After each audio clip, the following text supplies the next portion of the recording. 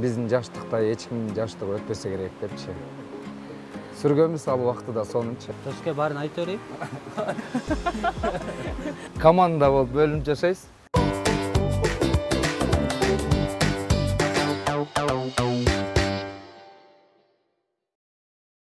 Жайдын аптаптуу күндөрүндө ЛТР телеканалында Менин жашоом программасы, саламатсыздарбы?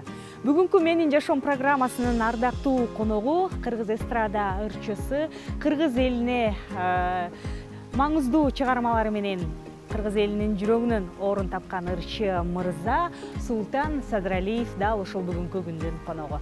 Азыр Султан мырза бул жерде балык кармап аткан экен, баралы. Султан мырза, саламатсызбы, кандайсыз? Саламатсыңарбы, кандайсыңар? Маанаңыз кандай, жакшыбы? Эң сонун жакшы, Кудай буйрса. Негизинен жашоодо эс алуу күнүңүз кандай өтөт? Эми ар кезде ар кандай өтөт. Бирок көбүнчө ушул тоо жакка чыкканды жакшы көрөм. Достор менен бирге жүргөндү жакшы көрөм. Балык кармоону демек хоббиңизге кошсок болот. Болот, ооба. Балыкты абдан жакшы көрөм өзүм. Учурда жегенди да жакшы көрөм. Бышырганды да жакшы көрөм. Демек балык бышыруу, балык кармоо жагынан профи турбайсыз. Профи. Көп жылдан бери кээде досторум айтып калат. Доске форелден бир шашлык жасабайсыңбы, жейли депчи. Көбүнчө шашлык жасайбыз форелден. Айтсаңыз, айымдар үй бүлөлүк эс алууну баалайбыз да, анан ал эми мырзалар тескерисинче баягы достор менен эс алган жакшы көрөт. Сиз кайсынысына байкашымча достор менен эс алган жакшы көрөсүз? Достор менен дагы үй бүлө менен эс алган жакшы көрөм, бирок эми басым көбүрөөк кайсыл жакка? Достор жакка го, Таштар. Келинчегимди айтып калат, досторуң менен көп эс аласың депчи. Эми дос деген достор менен эс алган өзүнчө бир рахатта ал дагычы, баягы. Үй бүлөдөгүндөй, үй бүлө менен эс алган ал өзү башкача. Анан достор менен эс алган ал да өзгөчө сонун нерсе да. Үйдөн да бала чакаңызга, үй бүлөңүзгө балык жасап бересиз? Балык жасап берем. Биз балыкты жумасына жок дегенде 2 жолу жейбиз. Жакшы. Анткени менин улуу балам азыркы күндө спорт менен машыгат. Спорттун кайсы түрү менен? Эми азыр өзү оңдо, күрөшкө барат, анан агайы да айтып калган ошо балык берсең жакшы депчи. Ооба, балык негизи чындыгында витаминдерге бай азык эмеспи? Ооба, анан ошон үчүн аракет кылабыз ошогочу, баягы. Алып берип эме кылгангачы. Балыктар бул жерде сиздин тамагыңызга келбей атышабы же көрбөй атышабы? Менин тамагыма келип ток балыктар да бул шаардын балыктары да ток болот да. Азыр мени жейт деп атат да десең. Спорт деп калдыңыз, өзүңүз дагы спортко жакын окшойсуз. Мен өзүм спортко деле андай деле жакын эмесмин. Болгону баягы кээде тер чыгарыш керек болот. Ошондо барам, волейбол ойногонду жакшы көрөм, теннис ойногонду аябай жакшы көрөм. Үй бүлө деп калбадыңызбы? Балдарыңыз тууралуу айтып бербейсизби? Балдарыңыздын улуусу канчага чыкты, кичүүсү канчага чыкты, алардын кызыгуулары дегендей? Балдарымдын улуусу 10го чыкты. Анан кийинки кызым 8ге чыкты. Анан кийинки уулум кайра 2ден ашты азыр. 2ден ашты. Кимге көбүрөөк окшошураак балдарыңыздын? Кимиси кимге? Албетте өзүмө дерсең. Ооба да, өзүмө эле окшош. Мен атам сары киши да, атамчы. Мен кара тор. Апам окшошмун да эми үй бүлөдө, анан атам кичинекейимде ушинте берчи. Теге бирөөлөр келип калса эле, апасына окшош экенсиң. Жок, өзүмө окшош депчи. Окшошпосун аны кандай? Өзүмө эле окшош балдарым. Балдарыңыз дагы шок болбосоң жок болбу же кандай? Эми атасын тарткан да. Эң кичүүм аябай азыркы күндө шок өтө. Ой. Ардактуу телекөрүүчүлөр, Султан мырзага балыктар түшпөй атат, бирок азыр башка бир методдорду да колдоном деп атат. Бул кандай метод? Эми азыр бала кезде перловканы бышырып алыпчы, көлгө барып чыкты. Казакстанда Арыкбайдын көлү деген бар эле. Мен бала кезде чак чоңойгондум да. Анан барып туруп перловканы алып келип туруп майдалап туруп мына чач элек мынтип. Анан мынтип перловканы чачсаң ошол жерге балыктар аябай үйүлүп. Анан жегисе бул балыктардын баары тог окшойт мына. Тог экен. Ошол жерде жеп аткандан анан перловка эмени крючокты салып туруп, анан тыштап койчу элек монтип. Анан баары илинче эле аз көрөбүз.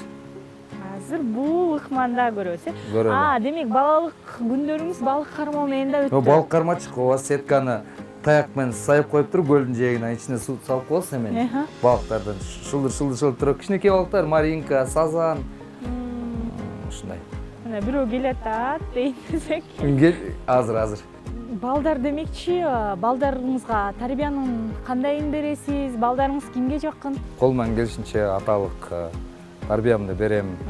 Баягы мырзаларга, эркектерге өзүнчө тарбия бересиң. Ошондой. Баягы өзү келинчегимди айтып коет, сен эркекче тарбиялачы өзүң. Мен укпайт деп, чоң балам кээде укпай коет да.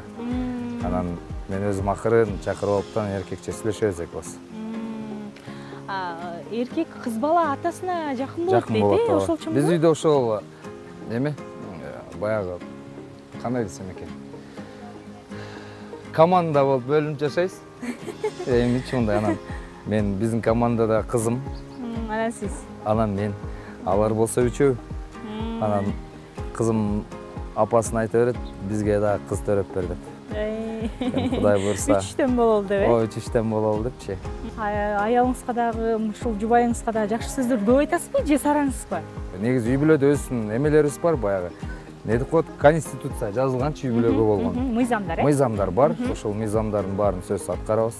Ошол жашооңуздардагы эң башкы мыйзам болуп кайсыл эсептелет? Шүгүрчүлүк эң биринчи. Адам канчалык шүгүрчүлүк кылса, ошончолук жашоосу оңой, жана жеңил, жана мындай спокойно болот да. Эчтекеге атырылбай, эметпейбиз, андай эчтекеге таң кала бербейбиз. И балдарыбызды да ошондойго үйрөтөбүз ар дайым. Анан экинчиси трайбализм менен оорубаш керек. Балдарга ошондой конституция бар. Мен жакында эле былтыр улуу балам эми баягы таластыкмын деп жүрөт дейм. Кичинекей болот, таластыкмын деп жүрөт. Анан айлык барса да аяктыксың, же таластыкмын деп баягы балага үйрөтүп коет го. Анан телевизордон ынтымак менен достуктун улагы болот тур.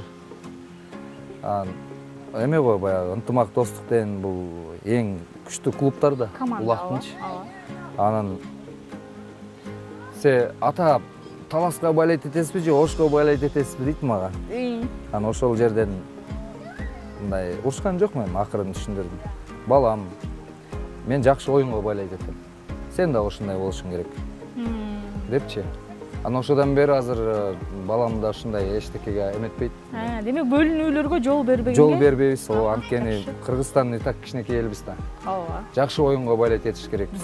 Футболу болобу, күрөшү болобу. Мисалы, таластык менен нарындык күрөшүп атса, таластыкка байлайт этиштин кажети жок. Болгону кимиси татыктуу? Кимиси татыктуу, ошол утсун. Бала чагыңыз Казакстанда өттү беле же бул жактабы? Менин бала чагым Казакстанда өттү. Анан баягы казак десе да, балким ошондон улам сизде.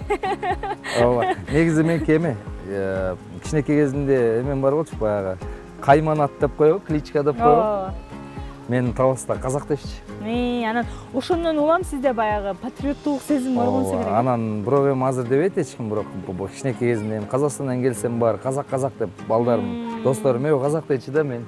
Кокот го бирөө казан башынан бирөөгө бүркүт башты эле аттарчы, ушундай меники казак болчу да. Анан 11 жүргөндө каске болдум. Казактанбы? Ооба, дос келерчи, каске деп каштай каске деп таза айта албайт сачанан. Анан бирок ошол кезде Казакстанда классташтарыма барсам, алар наоборот айтат: "О, кыргыз келди дейчи." Анан эки жакта экөөлөп, бирок алардын айтканы жакчы мага көбүнчөчү. Анткени мен кыргыз болгум келчү да. Анан ошентип балалыгым сегизинчи класска чейин ошол Казакстанда өткөн, төрөлүп ошол жерде чоңойгом. Бирок баягы бөрү баласы ит болбойт деп кыргыз бекерин айтпаганда, ер туулган жерге, ит тойгон жерге дейт. Анан кой деп өзүм элиме келип, ошол элимде балалуу чакал болуп, кыргыздын санын көбөйтүп дегендей. Кубанычтабыз ошол нерсеге. Ооба, ошол жерде. Келиңиз анда балыкты кармоону уланталы. Уланталы. Кандай кылсак түшөт я?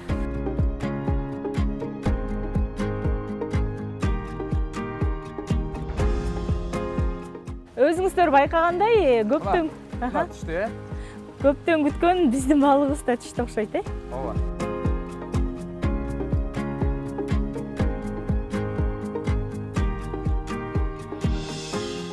Султан мырза, айтсаңыз, жашооңузда чын эле ушундай алтын балыкка туш келсеңиз, алтын балык кармап алсаңыз, эмне деп айтат элеңиз? Кадимки жомоктогу. Ой, көп нерсе айтмакмын десең. Үч эле калуу десе. Ата-эне бир туугандарыма ден соолук сурамакмын. Сөз биринчиден. Экинчиден, дүйнө жүзүнө тынччылык сурамакмын. Анан ковидти кетирбейсизби? Анан туура айтасың. Анан ковид деген балекет ар кандай мындай абадан келген, суудан келген, оттон келген нерселерден баардык адамзатын сактаса ушул үчөөнү каалайт элем. Калган баары эле жетиштүү. Азыркы жашоо жакшы баарыбыз.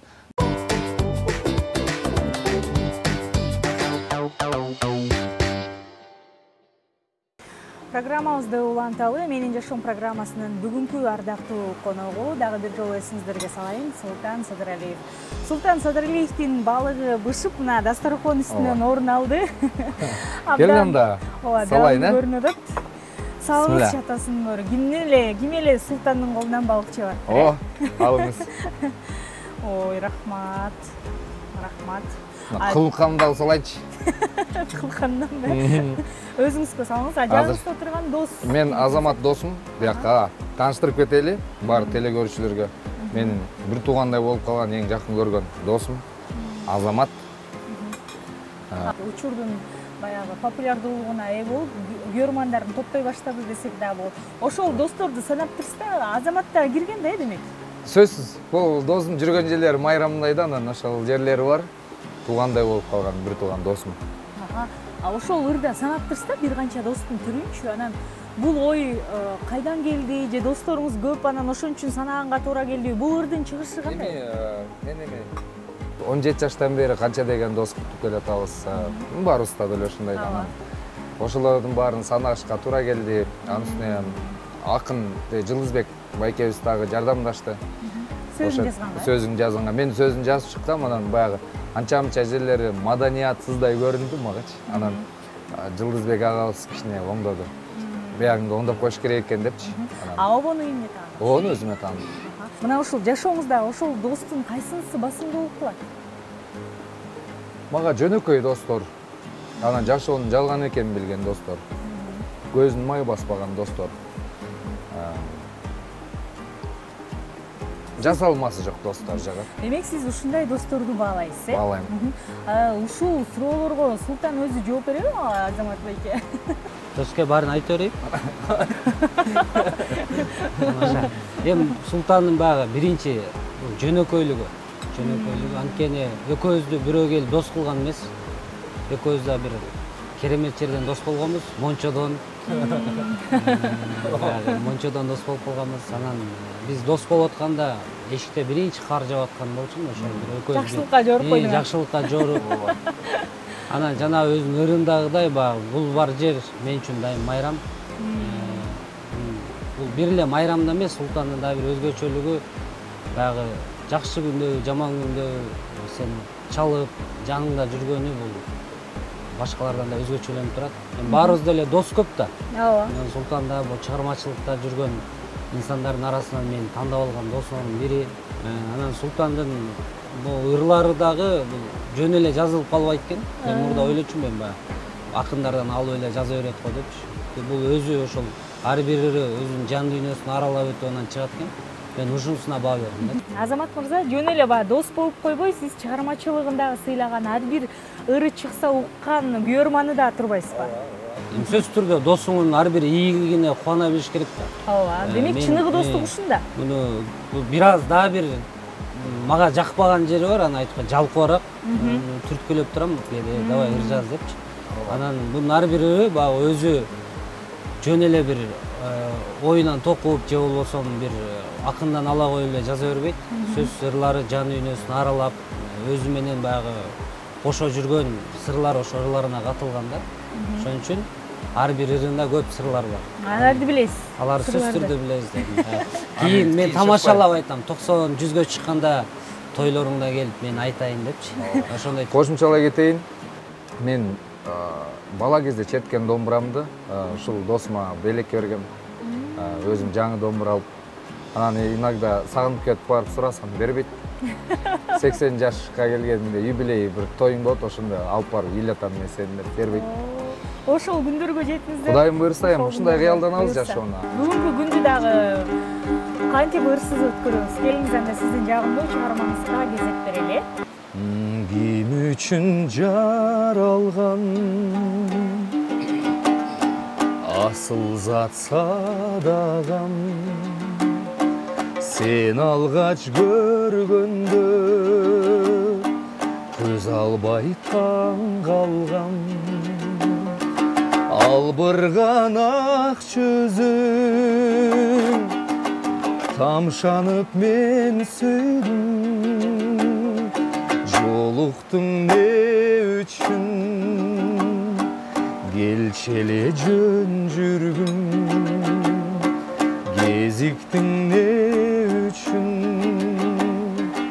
келчи эле жөн жүргүм. Балкыткан жанымды сен таттуу балсыңбы, ырдалы бүтпөгөн бир сырдуу жансыңбы. Албырган ак жүзүң тамшанып мен сүйдүм, жолуктуң не үчүн келчи эле жөн жүргүм. Жайдын узун түндөрүндө эске түштү бала кезим, менин арча жыттанган. Сагынамын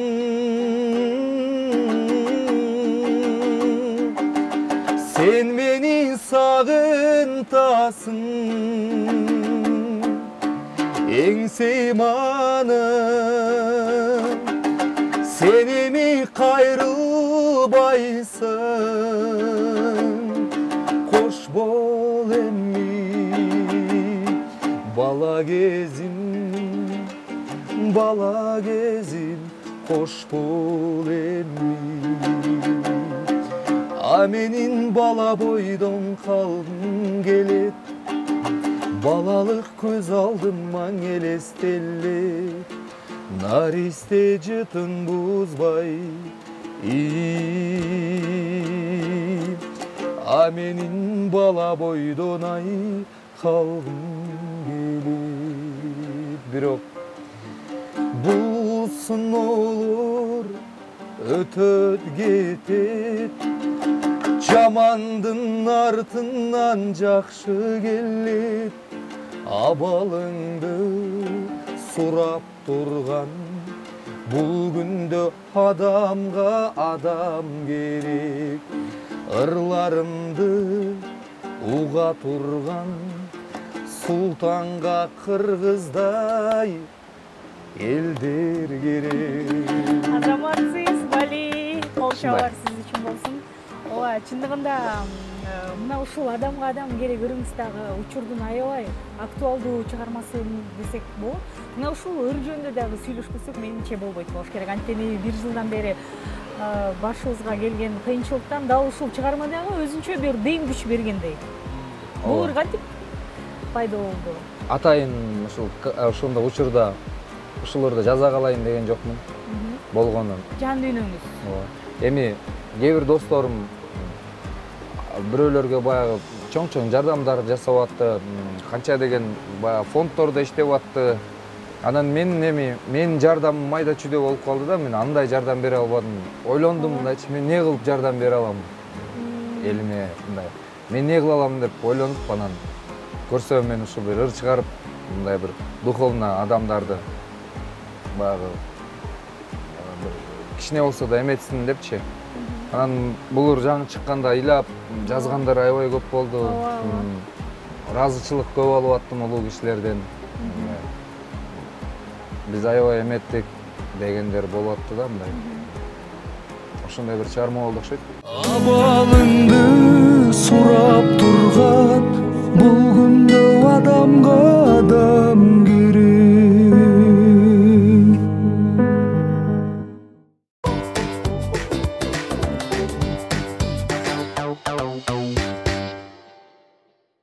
19. 20 жашыңызда Кыргызстандын чын эле мега жылдызы болгонсуз. Сиздин ырларыңызды телефондун докторуна чейин коюшкан.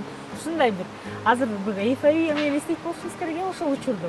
Ооба, эстеп турамын. Жылмаюу менен сонун болуп баягы. Ал бир өзүнчө бир керемет нерсе, балалык кез. Аны жылмаюу менен гана эстеп, кээде ошо Мирбек досум, Акбар досторум менен да эстеп калабыз. Биздин жаштыкта эч кимдин жаштыгы өтпөсө керек депчи. Сүргөнбүз ал убактыда сонунчу. Ооба, чындыгында абдан ашынган уйгурмандарыңыз дагы болгон. Анан ошондой учур болду, бир пикке жеттиңер, андан кайра мындай ылдыйлап түштүңөр да. Анан ошол дагы сезим кандай болду? Пикке жетип, анан кайра ылдый түшкөн кандай экен? Мен ошол кезде эле ар дайым жөнөкөйлүктү сактап келген баламын. Динара Эсенгулова продюсерим, мурдагы продюсерим. Ал киши болсо ошол кезде эле айтчы. Дайым жөнөкөй бол, анан ылдый түшүп калган күнүңдө кыйын болуп калат депчи. Анан ошон үчүн мага эчтеке деле сезилген жок. Азыр кайра бир жакшы тепкичте кетип баратасыз. Кудай буйрса. Мына ушул тепкичтен түшпөйбүз, анда сизден уйгурмандарыңыз жакшы ырларды, жакшы чыгармаларды күтөбүз. Биздин телегөрүүчүлөр үчүн дагы бир чыгарма сизден болсун, Болсун. Карагым айланайын карындашым, төгүлгөн ыйыгыңда колан чачың, жайкалып кызгалдактай кулпурасың,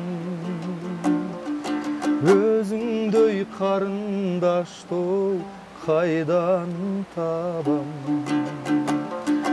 көзүндөй жаш ботонун жайрандаган, көзүңнөн күлмүңдөгөн айландаган, арчыган жумурткадай аппак көркүң, өзүңдөй карындаштоо кайдан табам.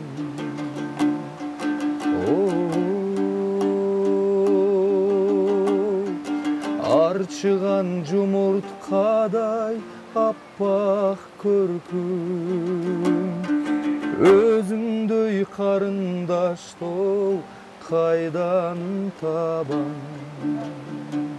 Мына ушундай ыргак менен бүгүнкү Менин жашоом программасына бөлүнгөн убакыттар аягына келип жетти. Биз менен чогуу болгон жалпы телегөрүүчүлөрүбүзгө ыраазычылык билдиребиз.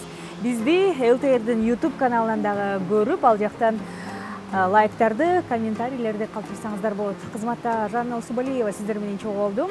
Кайрадан экран аркылуу амандашканча жакшы калыңыз.